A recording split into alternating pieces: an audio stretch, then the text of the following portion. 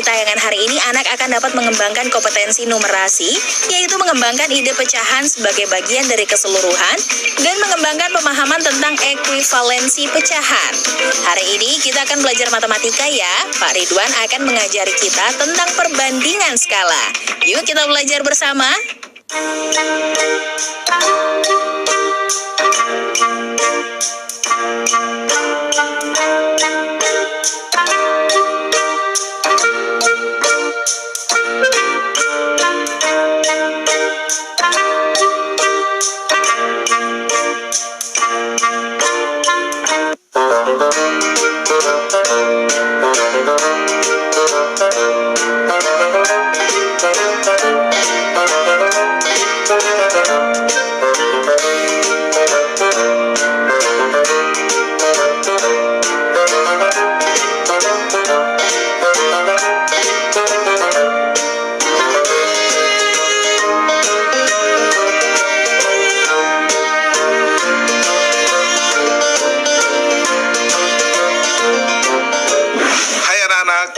Bertemu kembali dengan program Gemar Matematika bersama Pak Ridwan. Ingat, belajar matematika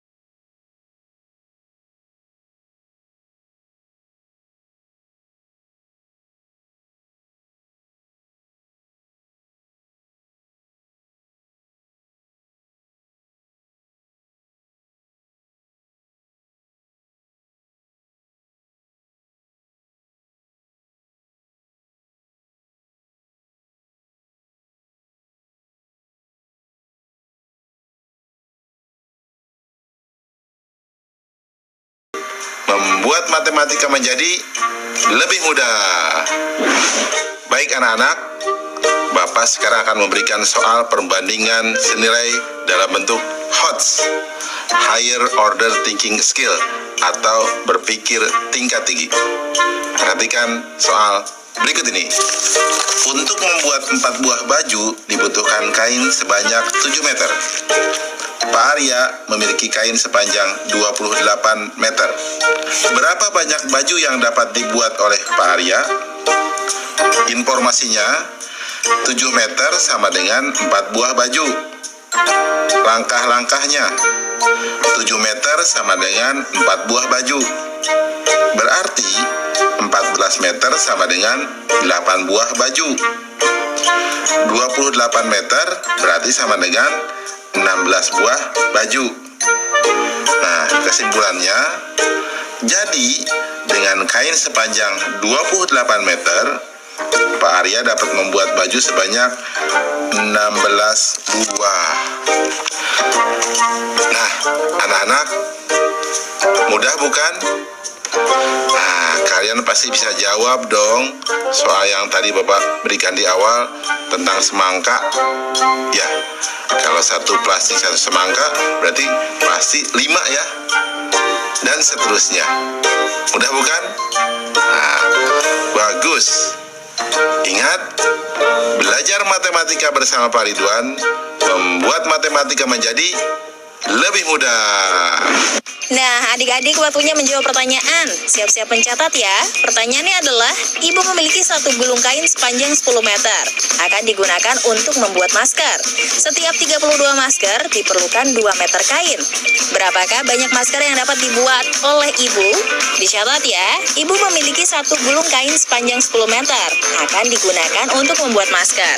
Setiap 32 masker diperlukan 2 meter kain. Berapakah banyak masker yang dapat dibuat oleh ibu? Jawablah pertanyaan tadi sebagai tugas dan kerjakan dengan bimbingan orang tua atau gurumu ya.